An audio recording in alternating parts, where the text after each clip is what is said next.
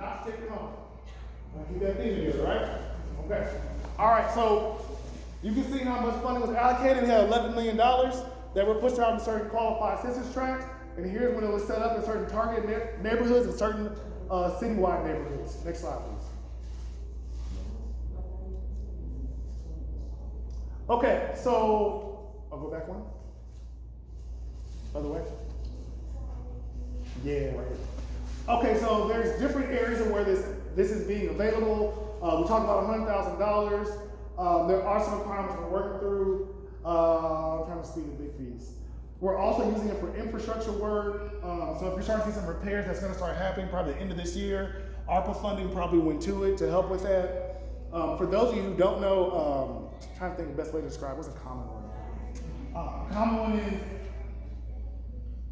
some people may have certain parts of their house that if they're in a bathtub or a shower, they can smell sewage sometimes kind of coming back up. Well, they need to be upgraded infrastructure. That's not your house. That's like the pipes, not the middle of the road, stuff like that.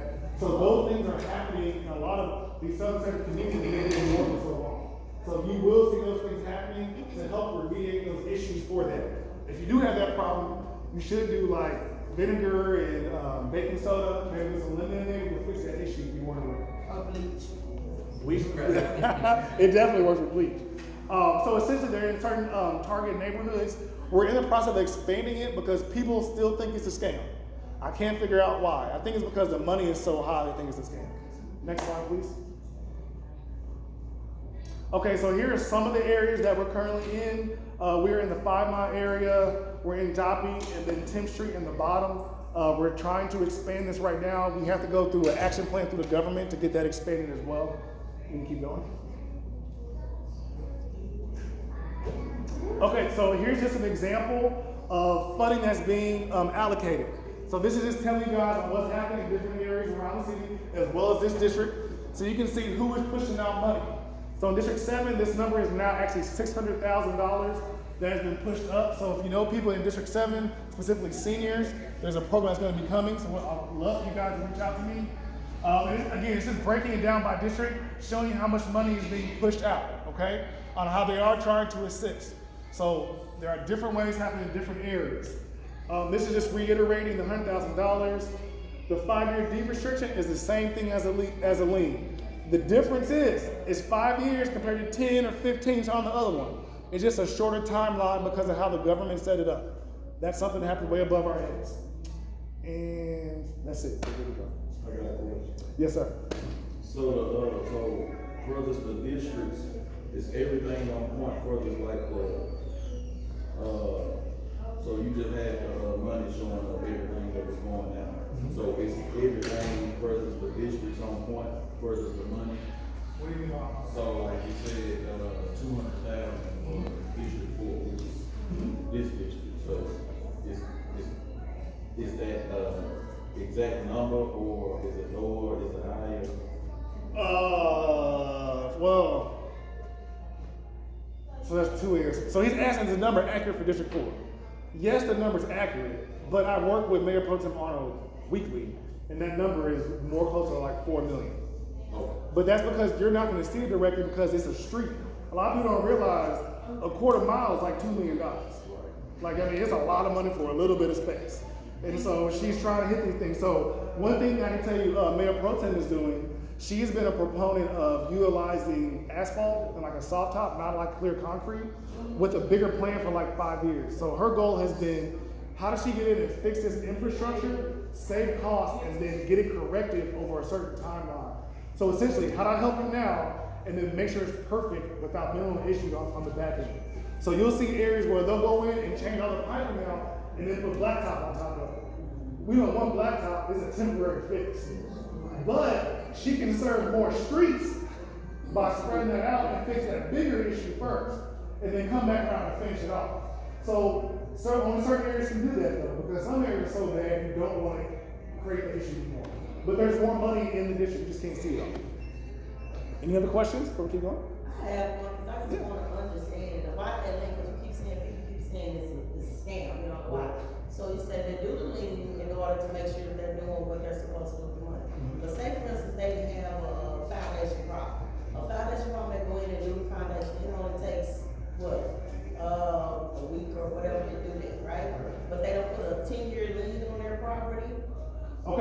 her question is trying to understand how the lien process works. Yeah. So the lien is based off of the amount of time is based on how much money you get. So if you're getting up to $200,000 or now 300, then it's going to be a 15-year lien. That's the maximum amount.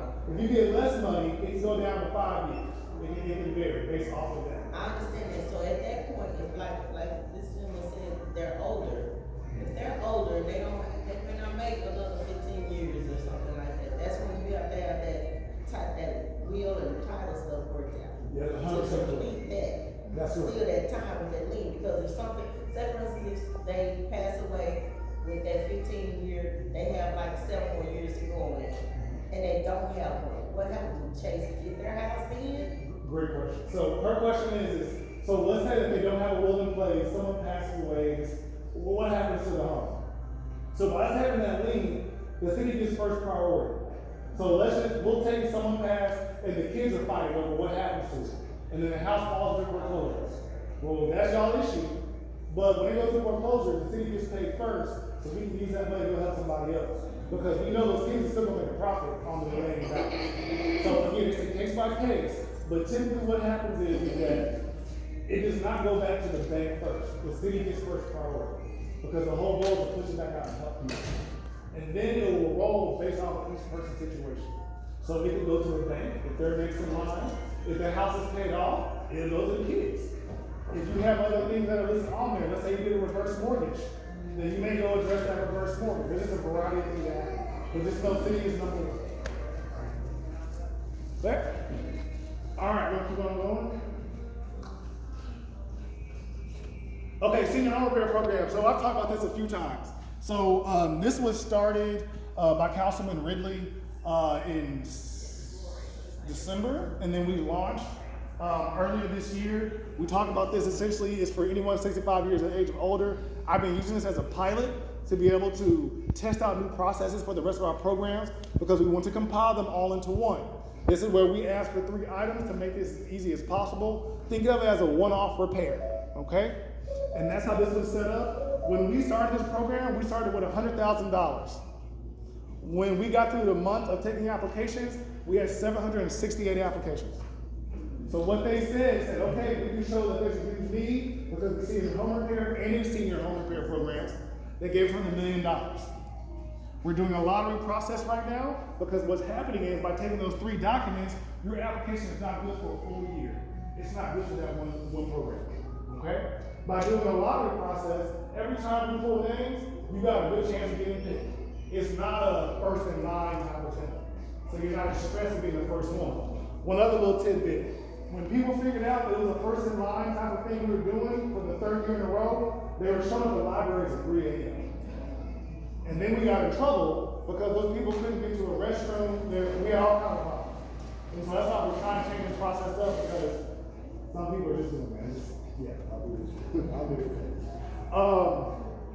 What else did I think I see in home care? That's actually it. I can tell you that this is probably going to turn into our most popular program. We've already had talks of more money coming to it. It's probably our easiest program. The biggest thing that I tell people right now is that you have to work with us because it is somewhat new still because we are launching it now when we did. We're not sure what kind of history we're going to see because there are one-offs. What I foresee, like I talked about at the beginning, when we have an inspector come out and assess the entire property, I foresee there being some back and forth with some of our homeowners on what is that priority issue. Because typically, that's one item at $10,000. That's a brand new walk-in bathroom, or that's a brand new roof. That's not everything kind of money. So there's going to be some back and forth that's going to happen on that piece. Next slide.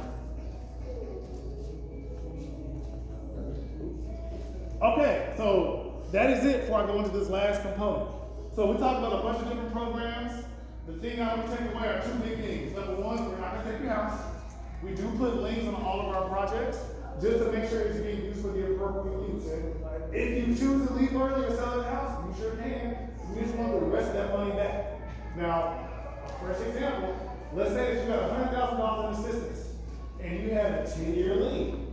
So every year, 10% is falling off. So let's just say you got to year 5 on a $100,000 lien. Well, only $50,000 is remaining because you're halfway through. So let's say that you decide to sell your home in year 5. You just have to pay back $50,000. I hope that kind of makes sense. The other piece of that is that there are a bunch of programs, and I think it's confusing, and I work the program. We're trying to make it as easy as possible and bring it down to one. And so currently we only have one program open, that's the lead program. And what we're trying to focus on is making the applications easier so people can get into all programs. Again, swap repeat. And then we're gonna reopen in September, August, September, for our standard home repair program. So I suggest if you're interested to call me, text me, call our front desk at the end of July. We will have full details. I'm this close to getting a yes on what I've been telling you on the senior home repair program. Have 3 items: application, ID, proof of ownership.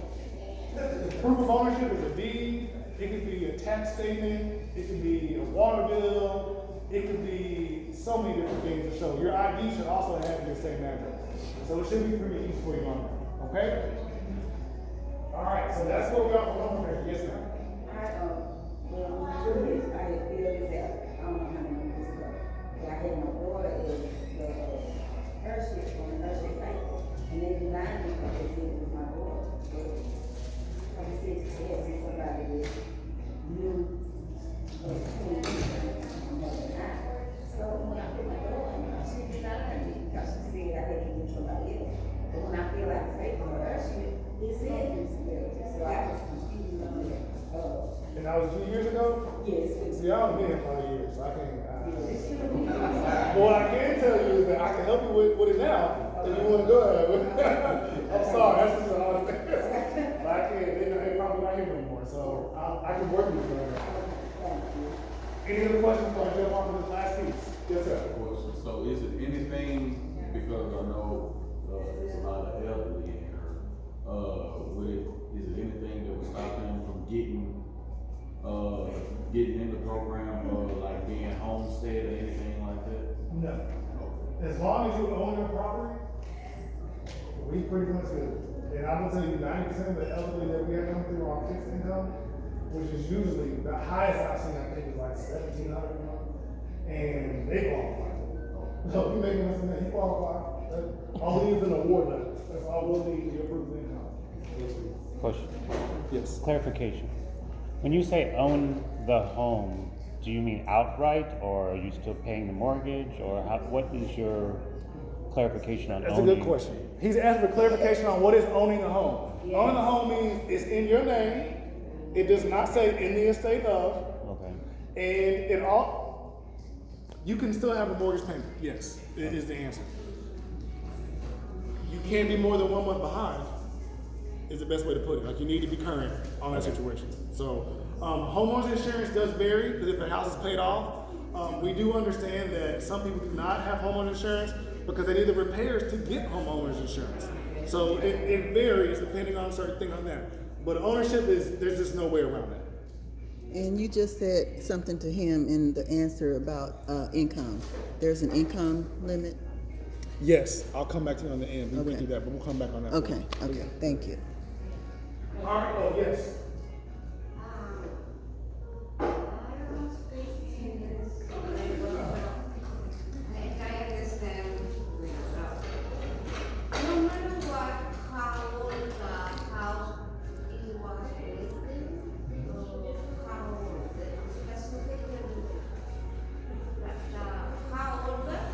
How old does the house have to be? Gotcha. So her question, how old does the house have to be to pretty much get qualified? So it doesn't matter what age your home is. The difference is if you have an older home, you may qualify for more programs because we've just gotten better over time in the United States, where we knew stop putting left-handed houses in bed. So that's why there's a limit right there for that. The same thing can happen for certain type of builds of homes, shotgun houses, some people may remember, and the furniture issues that come with that. So we have different programs supported in different ways, which is why we have varying costs. So don't worry about the age of the house.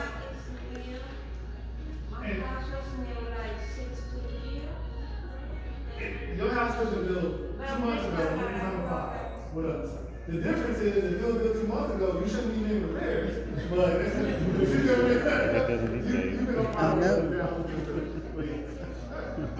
Okay, yes.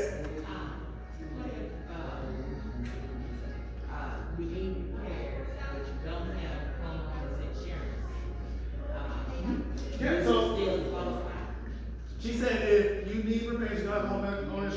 to still qualify. We do have programs for that. But that is a case by case, we go out and assess the property. Because what's gonna happen is our inspector will come out and say, hey, this is the issue, she can't get insurance because of this hole in her roof, right here on the side. She got this stuff coming in. Well, that's gonna be a $10,000 fix, so she probably can't afford it.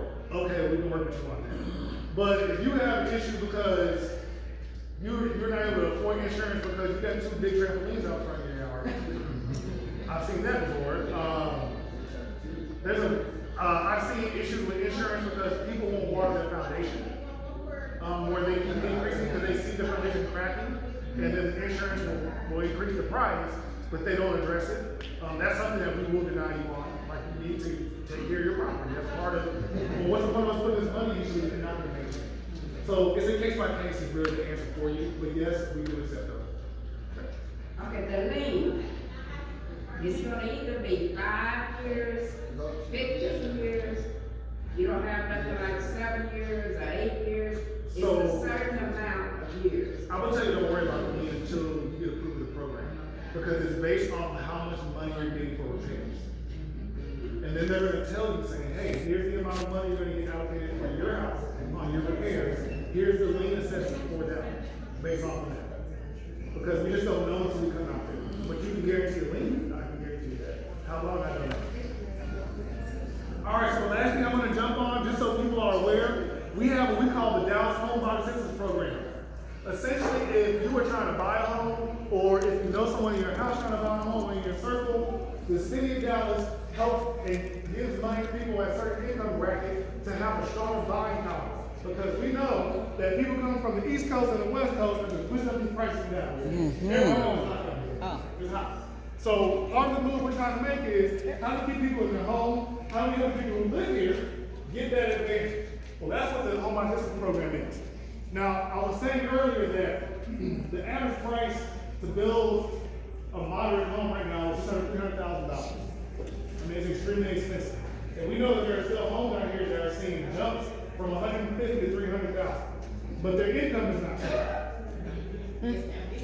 So how do we support them? These are ways that we're doing that, okay? We'll go to the next slide. So keep on going. Okay, so the whole goal is, great question. So she's saying basically when she got her house, she didn't have any other assistance. It's like, hey, can I use that for the next house? Yes, you can. The only catch, you can't have 2 houses. Now you go to different that program. So you got one, so I would suggest if that's what you wanted, you probably sell it out. And then